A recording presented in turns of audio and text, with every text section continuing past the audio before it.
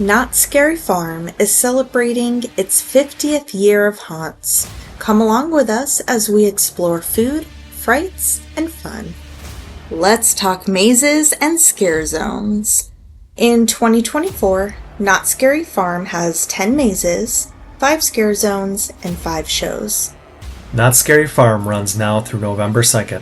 This event runs on select days, mainly Wednesday through Sunday. During these days, the main park will close at 5 p.m. and Knott Scary Farm will begin at 7 p.m.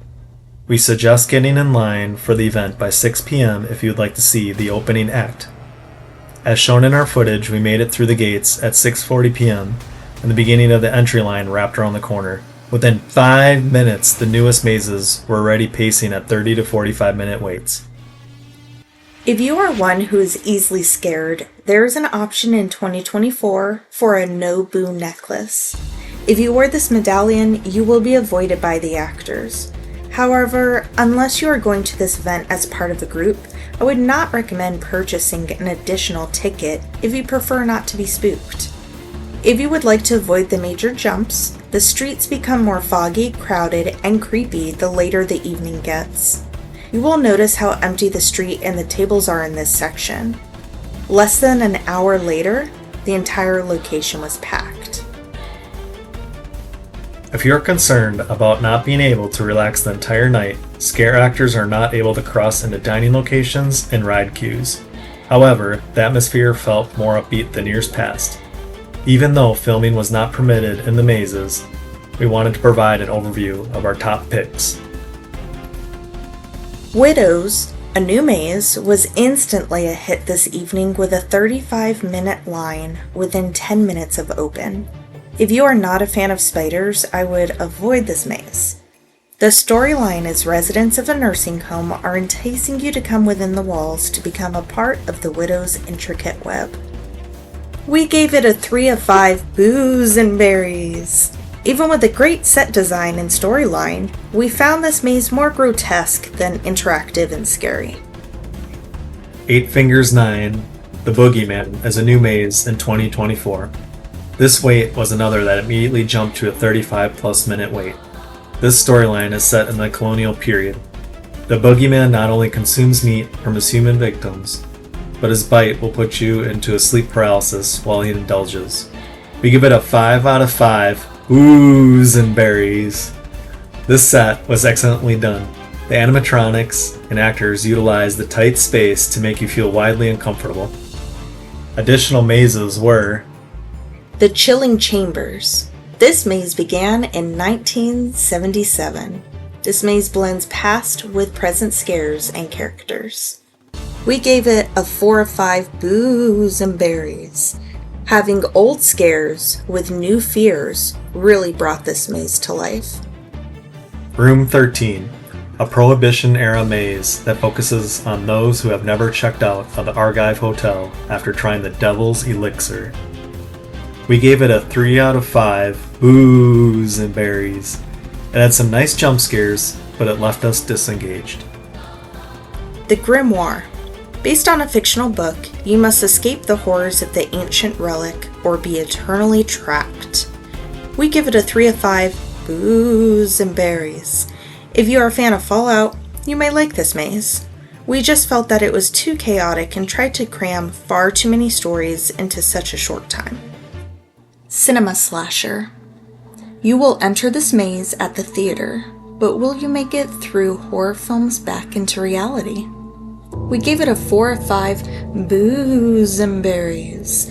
This brings back nostalgia of classic slasher films with a little cheese throughout. Bloodline 1842. You will enter the steampunk neo-Victorian era and dodge the vampires as you fight to destroy the king of the Valimfree. We give it a 2 out of 5 boos and berries. While this had some cool acrobatic skills, it was rather lackluster. Origins, The Curse of Calico. Travel through this maze as you watch the Green Witch, Sarah Marshall, curse the town and transform them into creatures of the night. We gave it a 3 of 5 boos and berries.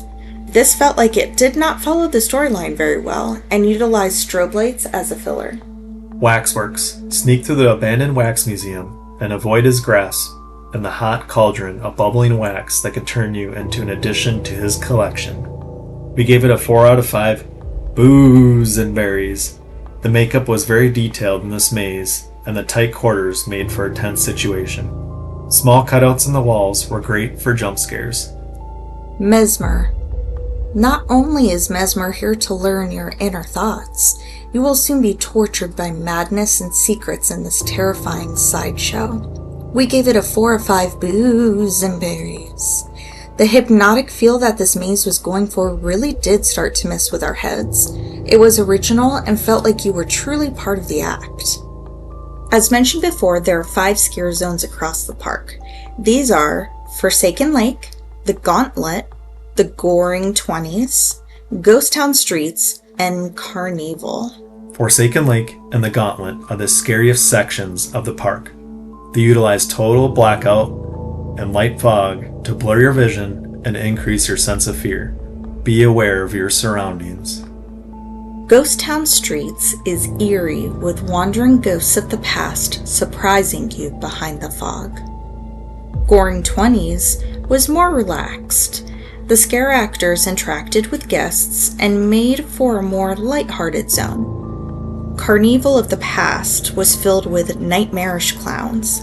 However, this year, you will find a cinema clown and a lifeguard. The lighting in this section alleviates the fear of the unknown. All of the rides will still be running unless they are currently under refurbishment or they are temporarily broken down.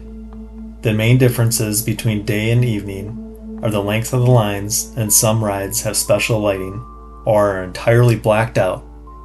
In addition to the basic ticket into Knott Scary Farm, there are additional add-ons available, such as the meal bundle, the buffet, Fright and Fast Lane, Very Important Monster Tour, and Scary Farm Pass.